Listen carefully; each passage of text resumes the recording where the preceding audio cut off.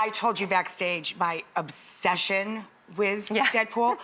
Is it hard for you to watch yourself? Because that's such a super watchable movie and it's so funny. Are you a person that can watch yourself or you can't watch yourself? I don't love it, I'll be honest. All I do is makes you uncomfortable. You pick apart everything you're doing. You're like, I didn't know my mouth looked that way when I said things that way. Oh, you look good like, in every direction in that movie, let me just say. Thank you.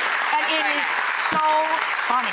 It's fun. It was fun to, but I love watching it for the scenes that I'm not in, honestly. Like, it's such a fun movie to watch. It's hilarious. Yeah. And even the credits are hilarious. And the trailer for Deadpool 2 with the Bob Ross painting class. I know. It's the funniest. If you have not watched this trailer yet, it is the funniest trailer I've ever seen in my entire life. It's awesome. You got to tell me something about this movie. Anything. Tell me anything about the credits. I don't care. Anything. Have you seen it yet? How about that? I have not, if you can believe it. They won't show me anything. I get to find out in like a month, and you haven't seen it. Oh, no, I'm like, the trailer just came out. It's on Twitter. Like, that's when how I'm getting the information. That's how little they share with you. That's how little. And so, all I can say is that whereas the first one is more of like an origin story of how he got his powers, this one's more of like his ambition and how he becomes who he is and what his passion is and how he becomes the superhero that he is. You know what I mean? All right, what makes him tick go.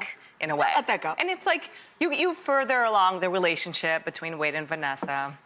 Hottest couple ever. Yeah. And they like wham. Awesome.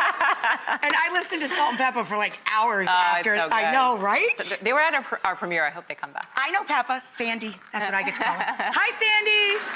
My buddy.